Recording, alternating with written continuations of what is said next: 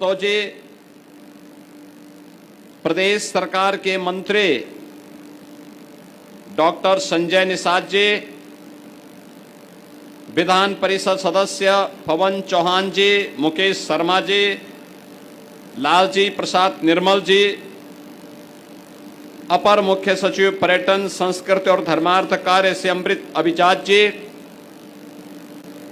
और उपस्थित सभी श्रद्धालु जन, बहनों और भाइयों, मैं सबसे पहले सोमनाथ स्वाभिमान पर्व के इस आयोजन के अवसर पर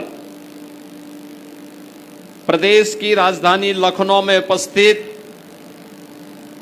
आप सभी उपस्थित श्रद्धालुओं का, नागरिकों का प्रदेश सरकार की ओर से हृदय से स्वागत करता हूं, अभिनंदन करता हूं। ये हमारा सौभाग्य है कि आज पूरा देश भारत के यशस्वी प्रधानमंत्री श्री नरेंद्र मोदी जी के मार्गदर्शन और नेतृत्व में अपनी गौरवशाली विरासत के साथ साथ आधुनिक विकास के नए युग में प्रवेश किया है। बहनों और भाइयों, आज का ये आयोजन इस बात का प्रतीक है कि भारत के शास्त्रों की मान्यता के अनुसार जैसे आत्मा अजर है, अमर है, जीवन की शाश्वतता का प्रतीक है, ऐसे ही सनातन आस्था भी उसी अजर अमर पथ का एक प्रतीक है। हम सब ने देखा है भारत की सनातन संस्कृति पर हमले दर हमले होते गए, लेकिन इन हमलों ने भारत की आस्था को न डिगा पाए, न हटा पाए और न झुका ही पाए। 1000 वर्ष पहले 12 ज्योतिर्लिंगों में प्रथम देवादिदेव महादेव के प्रथम ज्योतिर्लिंग सोमनाथ भगवान के मंदिर पर विदेशी आक्रांता महमूद गजनवी के नेतृत्व में एक कायराना हमला होता है। ये हमला वर्ष दर वर्ष बढ़ता गया।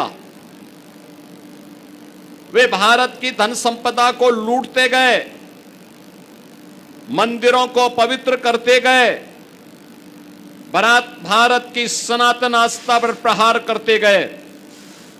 लेकिन भारत के सनातन धर्म की आस्था अपने भगवे पताके के साथ पूरी मजबूती के साथ खड़ी रही और 1000 वर्ष के बाद जब हम देखते हैं तो भारत की सनातन आस्था पूरी मजबूती के साथ दुनिया के अंदर कदम से कदम मिलाकर के आगे बढ़ रही है।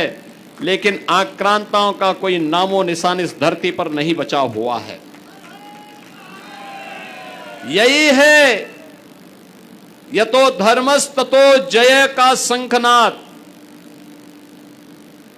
जिसको आक्रांताओं की बर्बरता रोक नहीं पाई, तोड़ नहीं पाई, झुका नहीं पाई। और सनातन की इसी आस्था का आयोजन है सोमनाथ स्वाभिमान पर्व। बहनों और भाइयों, स्वतंत्र भारत में हर भारतवासी की इच्छा थी, हर भारतवासी अभिलाषा रखता था कि भारत को केवल राजनीतिक स्वतंत्रता नहीं बल्कि भारत की सांस्कृतिक स्वाधीनता भी। लगातार उस प्रकार के प्रयास को आगे बढ़ाने के लिए प्रयास हुए, अनेक ओर से आवाज उठाई गई। लेकिन भारत माता के महान सपूत, भारत की अखंडता के शिल्पी, लोह पुरुष सरदार वल्लभ भाई पटेल ने सोमनाथ के तट पर ही सोमनाथ मंदिर की उस समय की दुर्दशा को देख करके संकल्प लिया था कि सोमनाथ मंदिर का पुनरुद्धार होगा। 12 ज्योतिर्लिंगों में प्रथम ज्योतिर्लिंग की पुनर्स्थापना का कार्यक्रम संपन्न होगा। लेकिन इस मार्ग में बाधक बने देश के प्रथम प्रधानमंत्री पंडित जवाहरलाल नेहरू। उनकी इच्छा थी कि न हो, लेकिन उस सब के बावजूद लौह पुरुष सरदार वल्लभ भाई पटेल की दृढ़ संकल्प शक्ति के सामने पंडित नेहरू की नहीं चली और उन्होंने जब इस कार्य को आगे बढ़ाया, मंदिर का निर्माण पूरा हुआ, प्राण प्रतिष्ठा के आयोजन को भव्यता के साथ आगे बढ़ाना था। आयोजन समिति ने तत्कालीन राष्ट्रपति डॉक्टर राजेंद्र प्रसाद जी को आमंत्रण दिया। तब भी कांग्रेस की सरकार और पंडित जवाहरलाल नेहरू उस मार्ग में बाधक बने। उन्होंने तब भी लिखा था कि इस आयोजन में नई भागीदार बनना चाहिए। यानी हिंदुओं की आस्था पर किस हद तक प्रहार हो रहा था, सनातन की आस्था पर किस हद तक प्रहार हो रहा था। इन्होंने कहा था उस समय भी किया, धर्मनिरपेक्षता की भावनाओं के विपरीत होगा सोमनाथ मंदिर के पुनरुद्धार कार्यक्रम में जाना। बहनों और भाइयों, एक तरफ तुष्टीकरण की पराकाष्ठा करके कश्मीर में धारा 370 लागू करने वाले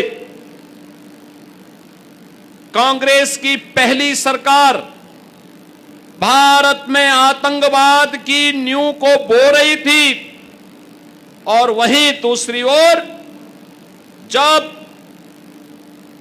सोमनाथ मंदिर के पुनरुद्धार कार्यक्रम को लेकर के लौह पुरुष सरदार वल्लभ भाई पटेल के संकल्पों को आगे बढ़ाने के साथ तत्कालीन आयोजन समिति ने देश के प्रथम राष्ट्रपति को लाने और आमंत्रण देकर के इस कार्यक्रम को आगे बढ़ाने का कार्यक्रम अपने हाथों में लिया, तो कांग्रेस की वही सरकार इसमें विरोध कर दी। लेकिन हम कृतज्ञता ज्ञापित करते हैं डॉक्टर राजेंद्र प्रसाद जी का भी, जिन्होंने तत्कालीन प्रधानमंत्री के विरोध की परवाह किए बगैर वे लोग वह गए और सोमनाथ मंदिर के पुनरुद्धार के कार्यक्रम को, प्राण प्रतिष्ठा के इस भव्य कार्यक्रम को उन्होंने अपने हाथों से संपन्न कराया। बहनों और भाइयों,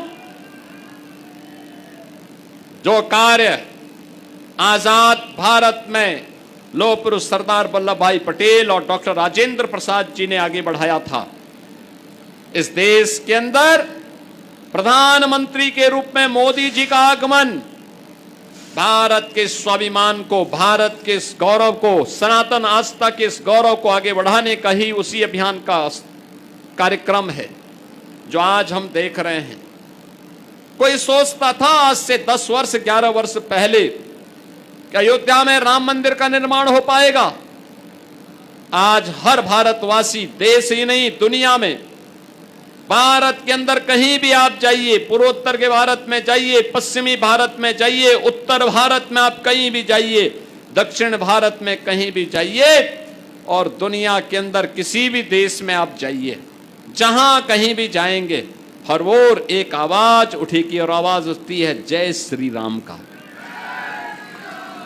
कोई भी भारतीय में देखता है, कहीं भी देखता है, देश में दुनिया में, वो देख करके ही अनुमान लगा लेता है कि हम उत्तर प्रदेश से हैं, और फिर उसकी ओर से स्वतः आवाज उठती है जय श्री राम का।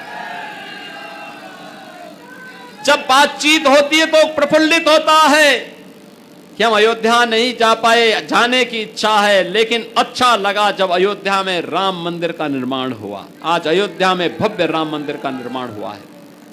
क्या 500 वर्ष पहले जिन आक्रांताओं ने अयोध्या के राम मंदिर को अपमानित करने का काम किया था, हिंदुओं की आस्था पर कुठाराघात किया था, क्या वो हमारी आस्था को डिगा पाए, हटा पाए?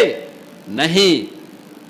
जिन्होंने आस्था पर प्रहार किया था उनका कोई नाम लेने वाला नहीं, लेकिन सनातन की आस्था पूरी भव्यता के साथ आज भी आकाश की तरह ऊंचाइयों पर उछल करके भारत के गौरव को आगे बढ़ाने का काम कर रही है। अयोध्या में भगवान राम का भव्य मंदिर का निर्माण हो गया। केसरिया ध्वज पताका राम मंदिर में लहरा रही है। ऐसे ही आप काशी में जाते हैं, काशी में काशी विश्वनाथ धाम का भव्य कॉरिडोर, मां विंध्यवासिनी में जाते हैं, मां विंध्यवासिनी का भव्य कॉरिडोर। कुंभ क्या होता है, प्रयागराज की धरती पर आप जाते हैं, गत वर्ष का महाकुंभ हो या 2019 का कुंभ का आयोजन, दुनिया में सांस्कृतिक आयोजन किस रूप में होने चाहिए उसका प्रतीक महाकुंभ ने समरसता के आयोजन के रूप में हम सबका ध्यान आकर्षित किया। बहन और भाइयों, आप मथुरा वृंदावन में जाइए, उत्तर प्रदेश का ये गौरव है, ये सब कुछ आज उत्तर प्रदेश में है। काशी की जीवंतता है, अयोध्या की मर्यादा है, मथुरा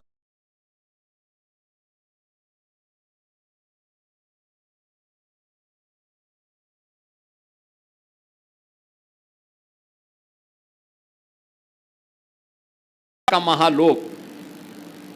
आप केदारपुरी में जाते हैं तो केदारेश्वर का भव्य मंदिर और बद्री विशाल का भव्य मंदिर।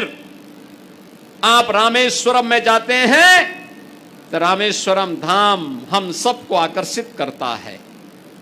यह है भारत की सनातन आस्था, जो बिना रुके बिना टिके अनवरत रूप से बिना झुके अपनी यात्रा को अनवरत आगे बढ़ा रही है। ये पूरे भारत का गौरव है और भारत के गौरव का साक्षी बनने के लिए 1000 से अधिक श्रद्धालु उत्तर प्रदेश से भगवान सोमनाथ धाम का दर्शन करने के लिए गुजरात की धरती की ओर प्रस्थान कर रहे हैं। मुझे अपने सहयोगियों के साथ इन सभी को यहां से प्रस्थान करवाते हुए प्रसन्नता की अनुभूति हो रही है, क्योंकि जब ये दर्शन करेंगे तो इनके दर्शन से जो पुण्य प्राप्त होगा वह हम सब भी उसमें भागीदार बनेंगे। मैं आभारी हूं आदरणीय प्रधानमंत्री जी का, जिन्होंने इन सभी अलग अलग क्षेत्रों से जुड़े हुए हर जनपद से कम 11 श्रद्धालु हों और ये अलग अलग तबके के हैं। कोई उद्यमी है, कोई किसान है, कोई नौजवान है, कोई महिला एंटरप्रेन्योर है, कोई छात्र है, कोई शिक्षक है। ऐसे 1000 श्रद्धालु यहां से जा रहा है।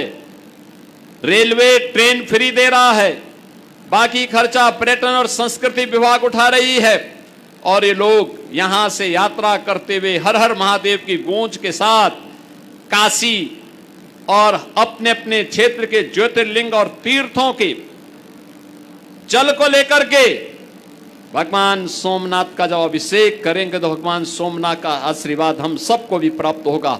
आज के इस अवसर पर इस यात्रा को प्रारंभ करने के लिए सहयोग देने के लिए रेलवे को, केंद्रीय पर्यटन और संस्कृति मंत्रालय को हृदय से धन्यवाद देता हूं। आदरणीय प्रधानमंत्री जी का आभार व्यक्त करता हूं और इन सभी यात्रियों की शुभ यात्रा के लिए, मंगलमय यात्रा के लिए अपनी शुभकामना देते हुए अपनी वाणी को देता हूं विराम।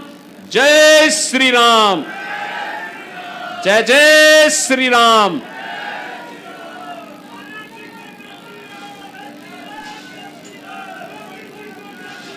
बहुत बहुत धन्यवाद, आभार माननीय मुख्यमंत्री जी आपके आशीर्वचनों के लिए।